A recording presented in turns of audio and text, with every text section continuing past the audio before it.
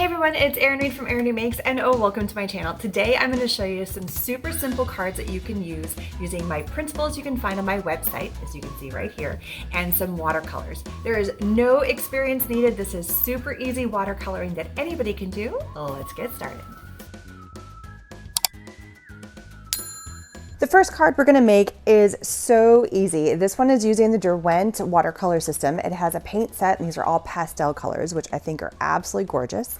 It even comes with a water brush. So all the water is already in the barrel of the brush. Well, you have to add it, but it goes in the barrel of the brush, and you squeeze and the water comes out like little drops. So super simple. We're gonna create this really easy card where instead of watercoloring into the actual flowers, you're just creating a grid background. So it's just adding color as a background and keeping the beautifulness of the card all to itself. This one is really simple. You pick 3 colors that are very close to each other. So for this sympathy card, we're gonna pick these 3 colors that are right here on the palette. So we're gonna go with the purple. So we're gonna bring some purple and put it here in our palette, right here. So I'm just squeezing my brush pen right here to activate some of the water and pulling it over. We're gonna go ahead and grab the next color. It's okay if they blend together a tiny bit. We're gonna go into this little section. I love this paint set because it has the palette built in for you, and it's nice, small, compact, and easy to take with you. I'm gonna add a little bit of water, a little squeeze, and then we're gonna pull in this reddish color right here. It's kind of like a pinky coral red. All the color names are actually written on here. So we've got pink flamingo, orchid pink, and lavender, which I think are just beautiful, beautiful colors. All right, so now that we have our 3 colors, we're gonna do our middle square first. So we're basically just gonna build squares and rectangles. You could also do circles, but squares I think are just kind of fun, or more squarish type shapes. So we're gonna build our first one, which is right here, and just make a square. It doesn't have to be anything perfect. Actually, a little bit more unperfect, the better it is, and then you just fill it in. This is so easy and a great way to add color. And if the printables are not to your liking, you can take any stamp as long as the ink is not water-based, because obviously watercolors are water-based, and you can do this exact same thing. You can stamp your entire image, keep it all black and white, add a sentiment, and then build the watercolor around it. Okay, I'm gonna clean my brush off a little bit. All I have to do for that is just kind of squeeze and dab it onto the side here. You don't even have to have a paper towel for this if you don't want to. Now I'm gonna come in with my next color. It's kind of gotten a little bit dried out, so we're gonna add a teeny bit more. We're gonna do the lavender, and this time we're gonna go up above, and we're gonna go up and to the left. We're gonna crisscross a portion of it over the last one we created, the last square. So here's this square, and then fill it in. This is what I would call probably the most easy, basic watercoloring, because it's just creating geometric patterns. You don't have to even follow the design. There's no wrong way to do it. You could even go, oh, I want to go a little bit longer. You can go for it. Go a little longer, make it wider. Like, I want to fill in more of that. By all means, do so. There's our next one.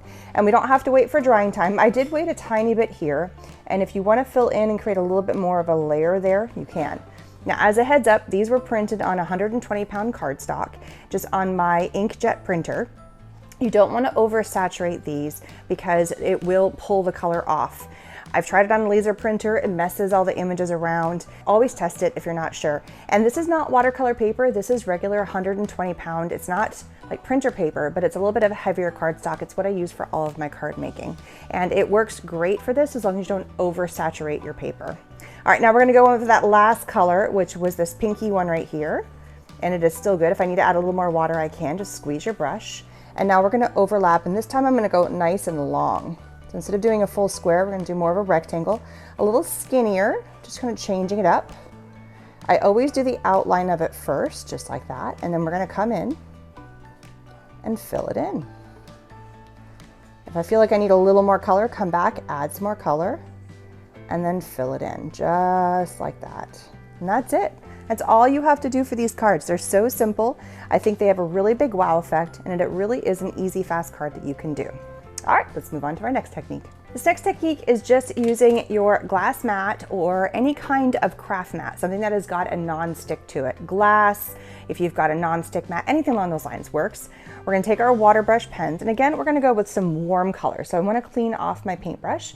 We're gonna use these 3 sets of warm colors here. We're gonna go in with that corally pink color. I think it's called the pink flamingo. This one's actually coral pink, go figure, even though I feel like this one's more coral. And we're gonna add some to our table here. Now we're gonna go into the next color, and it's okay if my paintbrush kind of blends color. I'm really trying to pick up more pigment than I am of anything else. More pigment than water. And then we're gonna pick up that last color, which is peach. Lots of beautiful pigment. Here's that peach color. And see, I'm just putting it on my glass. This won't work on paper. You have to get some sort of non-stick surface for this. Then we're just gonna move that off. You're gonna use a really important tool, which is your finger, and we're gonna go like this. That's it, we're just gonna blend it. Now we are gonna take another one of the printables. This is another one that I have, and you can either choose to go this way with it or this way with it. I think I'm gonna go this direction, and you're gonna place this right on here. Make sure you don't waste too much time because you don't want your paint to dry, and just press it into that. We're creating a mono print, and then you're gonna pull this up, and there it is. Now, if you're like, it's just like there's not enough color on there. Well, guess what? You can go back in, because I don't feel like there's enough color on there. Let's go back in and let's add some more color. I'm gonna add a little bit more of that pink. Definitely want to ombre. Now we're gonna go in with what they're calling coral. There we go. And I'm gonna add a little bit more water to it and just a little more saturated. And then this last color right here, go down right here. So just creating an ombre effect from light to dark, just like that. And we're gonna go over it again. There's still lots of beautiful color left on the palette. We're gonna take the exact same card, and you can do this a couple of different times. There's not a ton of water here, so you're not gonna oversaturate your paper. And then just press it in. And pull up, and there it is. That's got a whole lot more oomph to it. Look at that. Easy cleanup. A little bit of a paper towel, and it cleans right on up. That's the beautiful thing about having a craft mat available to you. So this one, I used all warm colors. This one, I actually faded it, and I went the horizontal direction versus vertical, and I did cooler colors, and I added more water so it doesn't have as much of a saturated effect to it. It's a little bit more muted in tones. Now, if you do notice on this one, it has dried and it's kind of curled up, but that will fix itself as soon as we apply this to our card bases, which we're gonna do next. So to build your card is super simple. I have taken a full 8.5 by 11 sheet of paper and cut it in half to measure for 8.5 by 5.5. And then all you have to do is take that, you fold this in half, and mark it, score it. You could score it if you want to, you can just use your hands. And then now this sheet of paper is measuring 4.25 by 5.5. And then what I did is I took our front sheet, which I sized down to be 3.25 by 5, and then I found a matching color of paper as our background paper that cut to 4 by 5.25. So if you're noticing, we're going down by 1/4 of an inch on all rounds to make a nice layered look. Then it's just a matter of applying all the adhesive. I like to start with the first layer and just apply your adhesive, just like this. This is a Mega Runner. This is the Xyron Mega Runner. I absolutely love it. The cartridges are super easy to pull in and out. You just pop it straight in, close it, and you're ready to go. And when it's out of adhesive, you just pop a new one in. And then when I layer these, I look at the corners. So does this amount of white space look the same as that white space? And then I look down at the bottom. And then to my eye, if they all look even, good to go, I pop it down.